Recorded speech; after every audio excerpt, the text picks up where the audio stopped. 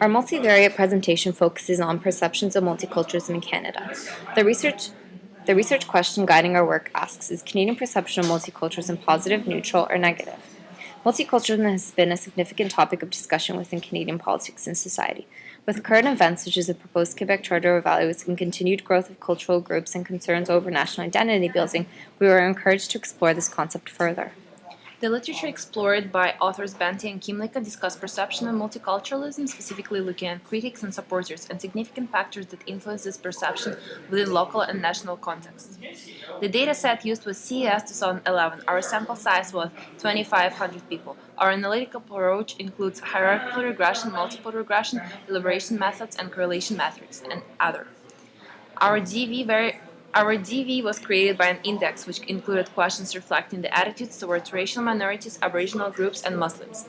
It is coded as multi. Cronbach's alpha indicated a score of 0.81, which shows that three indicators are related enough to form a reliable dependent variable. Some important univariate statistics of the raw index include a mode of 100, indicating that this was the value that appeared most often. Along with this, the range value is 100 as well, showing that the difference of highest and lowest values is from 0 to 100. Lastly, the median is 78.3, indicating that majority of the responses lie in the upper fourth quartile. We hypothesize that older individuals will have a more negative perception of multiculturalism. This includes those 15 over. Monahan discusses a gap between those 50 and under and 50 and above in terms of their opinions on multiculturalism. Whereas younger individuals tend to have a more positive and progressive outlook due to a more lived experience of multiculturalism, older individuals tend to be more skeptical and view multiculturalism as divisive and fear that it causes conflict within society.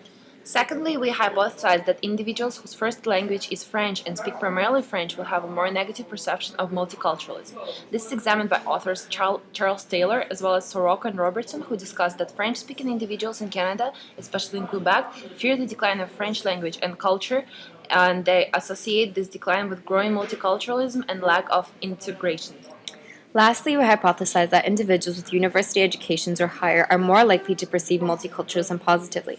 This idea is discussed by Hain-Muller and Hopkins, who state that individuals with higher levels of education were able to associate multiculturalism as a contributing factor to economic growth and development. These individuals also perceive multiculturalism as a characteristic of modern democratic countries. Control variable. The elaboration method was selected was specification. The control variable chosen was employment status. We hypothesized that unemployed respondents will tend to have more negative views on multiculturalism across three categories. As discussed by Reeds, employment status plays a significant role in perception of multiculturalism. While declining employment rates were associated with more positive attitudes towards multiculturalism, in general, those who were unemployed tended to have a negative perception of multiculturalism.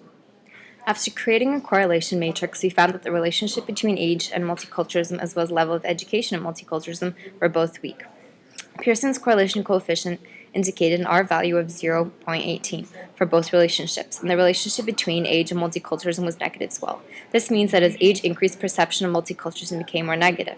The R-squared value for age and education was 0.03, indicating that both variables account for 3% of variation in the dependent variable.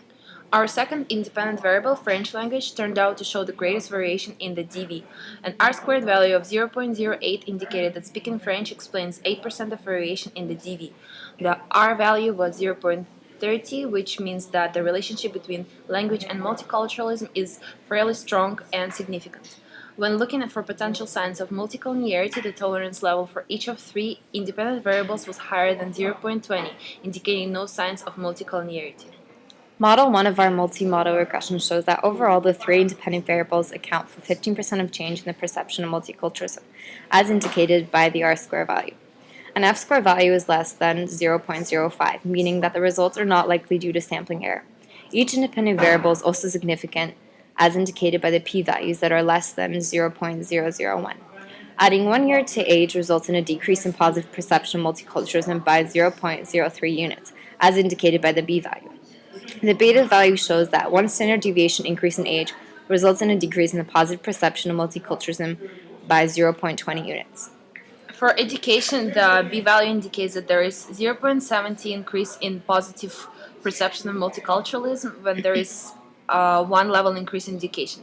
The beta value also shows that for every standard deviation unit being increased, there is an increase of 0.20 units in the DV. The relationship between individuals who spoke French and perception of multiculturalism indicated a B value of minus 1.40, which shows that speaking French decreases positive perception of multiculturalism by 1.40 units. The beta value also indicates that there is 0.30 units decrease in the dependent variable for every one standard deviation unit increase. Model 2 of our multiple regression shows that after introducing unemployment as our control variable, the B and beta values did not produce any significant differences, meaning that our fourth hypothesis was not supported. While the B and beta values for education levels did show change while controlling for unemployment, the difference accounted for less than one-third, indicating that this is not a significant difference after controlling. Instead of finding specification, our results indicate a case of replication. Our research shows that language offers the greatest explanatory power of change in the dependent variable as indicated by the R-squared values. The result is supported by the literature we explored, which stated that French-speaking Canadians, particularly in Quebec, had more negative perception of multiculturalism compared to English speakers. Although our hypothesis for age and education level in relation to our DV were supported by our results in literature, the relationship and explanatory power each had over the DV were fairly weak. The R-squared value overall showed that our three IVs accounted only for 15% of variation in our dependent variable. After introducing our control variable, we saw that our hypothesis was not supported, which indicated that unemployment did not have any significant effect on the original relationships. In conclusion, all three hypotheses for our independent variables were supported by both our results and the literature. Our hypothesis for control variable selected, however, was not supported after testing for specification. Our results indicated replication. Although we are disappointed with our hypothesis for the control variable as well as literature review did not support our findings, we feel that our results and hypotheses would be substantially improved and supported by including more independent variables that may explain variation in the dependent variable. This could also potentially allow us to find a relationship that may be strongly affected by unemployment as suggested by the literature.